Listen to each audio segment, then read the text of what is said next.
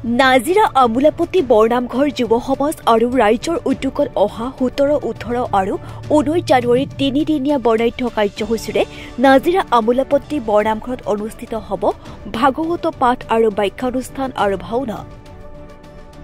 সমূহ ভক্তগণ ৰাইজৰ উপস্থিতিৰ কামনা কৰিছে আৰু লগতে সহায় সহযোগিতা কামনা কৰিছে উদ্যোক্তাসকলে। কাৰ্যসূচীৰ আৰম্ভণিতে ভাগৱত শোভাযাত্ৰাৰে আৰম্ভ কৰি দুদিনীয়া ভাগৱত পাঠ আৰু ব্যাখ্যা অনুষ্ঠানৰ তৃতীয় দিনা সামৰণি কৰাৰ পিছতে সন্ধিয়া যুৱ সমাজৰ শিল্পীসকলৰ দ্বাৰা বিপ্ৰ দামোদৰ আখ্যান, দন্তবক্ৰ, মুক্তিলাভ নাট ভাওনাখনি প্ৰদৰ্শনৰ দিহা কৰি পূৰ্ণগতিত চলিছে আখৰা। সৰ্বজনলৈকে আমি সেৱা নিবেদন কৰিছোঁ।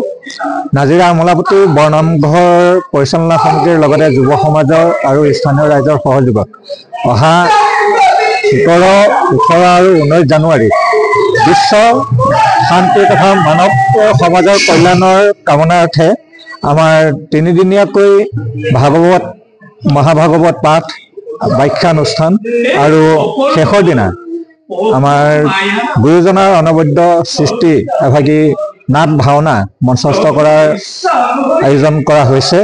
ইতিমধ্যে আখৰাও চলি আছে। এই নাটভাগী বিপ্ৰ দামোদৰ আখ্যান, দন্তবক্ৰৰ মুক্তিলাভ, সেই নাটভাগী আমাৰ স্থানীয় যুৱ শিল্পীসকলেই পৰিৱেশন কৰিব, অভিনয় কৰিছে। আৰু মহাভাগৱত পাঠ আমাৰ 2দিনীয়াকৈ হ'ব। 3দিনৰ দিনা আমাৰ সামৰণি পৰিব। প্ৰথম দিনা মহাভাগৱত শোভাযাত্ৰাৰ লগতে বৰ্ণাঢ্য সাংস্কৃতিক অনুষ্ঠানৰ জৰিয়তে আমি ভাগৱত শোভাযাত্ৰাৰ দৰে কাৰ্যসূচী আৰম্ভ কৰিম। তাৰপিছতেই ভাগৱত পাঠ আৰু ব্যাখ্যানুষ্ঠান অনুষ্ঠিত হ'ব আৰু শেষৰ দিনা ভাওনাভাগী মঞ্চস্থ কৰা হ'ব।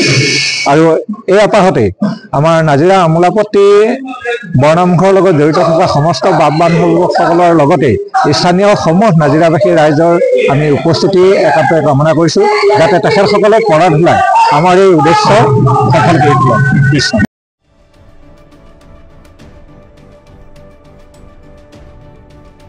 নাজিৰাৰ পৰা দিলীপ হাজৰিকাৰ প্ৰতিবেদন।